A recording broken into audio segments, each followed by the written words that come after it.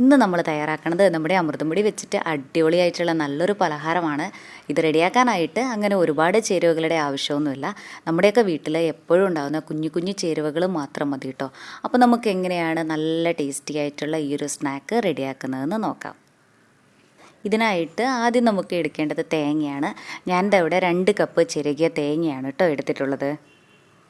ഇനി തേങ്ങയൊക്കെ മിക്സിയിലിട്ടിട്ട് ചെറുതായിട്ടൊന്ന് പൊടിച്ചെടുക്കണം. ഫൈൻ പൗഡറായിട്ടല്ല, ചെറിയ ചെറിയ തരിയായിട്ടാണ് കേട്ടോ നമുക്ക് വേണ്ടത്.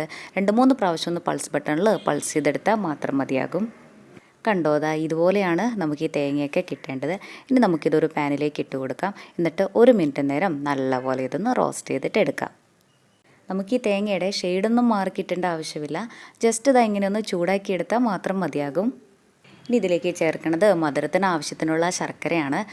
ഇവിടെ 1 കപ്പ് ശർക്കരപ്പൊടിയാണ് കേട്ടോ ചേർക്കണത്. നമുക്ക് കടകളിലൊക്കെ ഇങ്ങനെ ശർക്കരപ്പൊടി എന്ന് പറഞ്ഞ് തന്നെ വാങ്ങിക്കാനായിട്ട് കിട്ടും.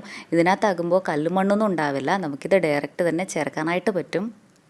ഇപ്പോൾ നിങ്ങളെടുക്കുന്ന ശർക്കരയിൽ കല്ലുമണ്ണൊക്കെ ഉള്ളതാണെങ്കിൽ അതൊന്ന് പാനിയാക്കി എടുത്ത ശേഷം അരിച്ചിട്ട് ഈ സമയം ഒഴിച്ചു കൊടുത്താലും മതി കേട്ടോ.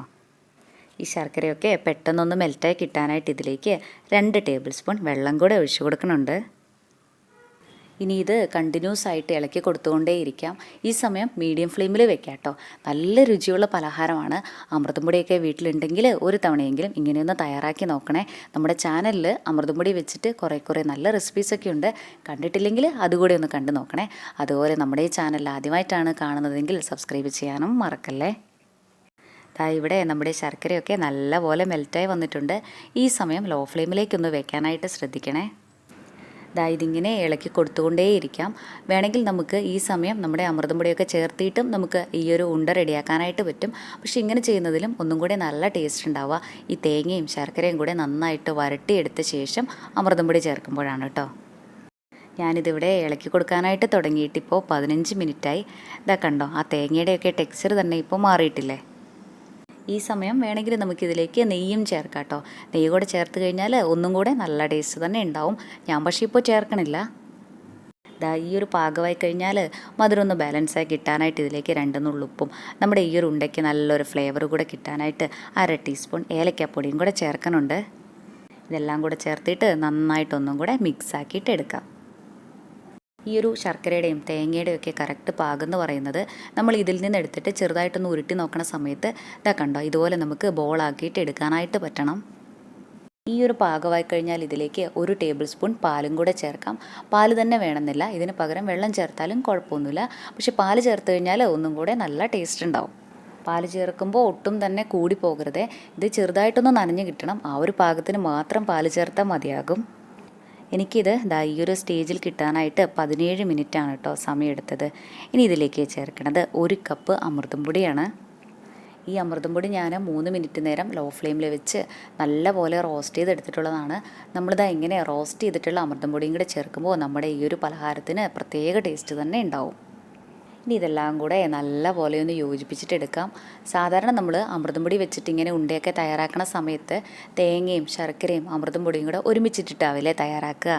പക്ഷേ അങ്ങനെ ചെയ്യുന്നതിലും നല്ല ടേസ്റ്റ് ഉണ്ടാവുക ഇതുപോലെ ആ ഒരു തേങ്ങയും ശർക്കരയൊക്കെ നന്നായിട്ടൊന്ന് വരട്ടിയെടുത്ത ശേഷം റോസ്റ്റ് ചെയ്തിട്ടുള്ള അമൃതം പൊടി ചേർത്തിട്ട് തയ്യാറാക്കുമ്പോഴാണ് കേട്ടോ. നമ്മുടെ ഈ ഒരു ഉണ്ടയ്ക്ക് അമൃതം പൊടിയുടെ ഒരു ടേസ്റ്റും തന്നെ ഉണ്ടാവില്ല. അമൃതം പൊടിയൊക്കെ കഴിക്കാത്ത കുഞ്ഞുങ്ങൾക്ക് ഇതുപോലെ കൊടുത്താൽ മതി കേട്ടോ. അവരത് ഇഷ്ടപ്പെട്ട് തന്നെ കഴിച്ചോളൂ. ഇനി ഇതിലേക്ക് ചേർക്കുന്നത് പാലാണ്. ഞാൻ 2 ടേബിൾ സ്പൂൺ പാല് 2 പ്രാവശ്യമായിട്ട് ഒഴിച്ചിട്ടാണ് കേട്ടോ ഇത് മിക്സ് ചെയ്തിട്ടെടുക്കണത്. ആദ്യം 1 ടേബിൾ സ്പൂൺ പാൽ ഒഴിച്ച് കൊടുത്ത ശേഷം നന്നായിട്ടൊന്ന് മിക്സാക്കി നോക്കുക. അതിനുശേഷം വേണമെങ്കിൽ മാത്രം വീണ്ടും ഒഴിച്ചു കൊടുത്താൽ മതി കേട്ടോ. എനിക്കിവിടെ നന്നായിട്ടിത് മിക്സായി കിട്ടാനായിട്ട് 2 ടേബിൾ സ്പൂൺ പാലാണ് കേട്ടോ വേണ്ടി വന്നത്. ഇനി ഇതെല്ലാം കൂടെ നല്ലപോലെ ഒന്ന് യോജിപ്പിച്ച് കൊടുക്കാം. അതിനുശേഷം ഈ ഒരു മിക്സിൽ നിന്നും കുറച്ചെടുത്തിട്ട് ഇങ്ങനെ ഒന്ന് ഉരുട്ടി നോക്കാം. ഇതുപോലെ നമുക്ക് ഉരുട്ടിയെടുക്കാൻ പറ്റുന്ന ഒരു പാകമാണ് കേട്ടോ നമുക്ക് വേണ്ടത്. ഇത്രയും ആയിക്കഴിഞ്ഞാൽ നമുക്ക് ഫ്ലെയിം ഓഫ് ചെയ്യാം. എന്നിട്ടിത് വേറൊരു ബൗളിലേക്ക് മാറ്റാം. ഇതിൻ്റെ ചൂടൊക്കെ ചെറുതായിട്ടൊന്ന് പോയിട്ട് നമുക്ക് കൈകൊണ്ട് പിടിക്കാൻ പാകത്തിനുള്ള ചൂടാകുന്ന സമയത്ത് നമുക്കിതുപോലെ ചെറിയ ചെറിയ ഉരുളയാക്കിയിട്ടെടുക്കാം. എല്ലാം തന്നെ നമുക്ക് ഇതേപോലെ ബോൾസാക്കിയിട്ട് എടുക്കാം. കാണാനായിട്ടൊരു ഭംഗിക്ക് വേണ്ടിയിട്ടും കഴിക്കണ സമയത്ത് ചെറുതായിട്ടൊന്ന് കഴിക്കാൻ കിട്ടുന്നതിന് വേണ്ടിയിട്ടും ഇതിൻ്റെ മുകളിലായിട്ട് കുറച്ച് പിസ്ത ചോപ്പ് ചെയ്തതും കുറച്ച് ടൂട്ടി ഫ്രൂട്ടിയും കൂടെ വെച്ച് കൊടുത്തിട്ടുണ്ട്. ഇതൊന്നും നിർബന്ധമുള്ള കാര്യമല്ല. ഇഷ്ടമുണ്ടെങ്കിൽ മാത്രം ഇതുപോലെ ചെയ്താൽ മതി കേട്ടോ. ഇത് നല്ല രുചിയുള്ള ഉണ്ടയാണ്. കുട്ടികൾക്കും വലിയവർക്കും എല്ലാവർക്കും നല്ലോണം ഇഷ്ടമാകും. ഇഷ്ടമായി കഴിഞ്ഞാൽ ഒരു തവണയെങ്കിലും ഇതുപോലെ ഒന്ന് ട്രൈ ചെയ്ത് നോക്കണേ. എന്നിട്ട് അഭിപ്രായം പറയാനും മറക്കല്ലേ കേട്ടോ. താങ്ക്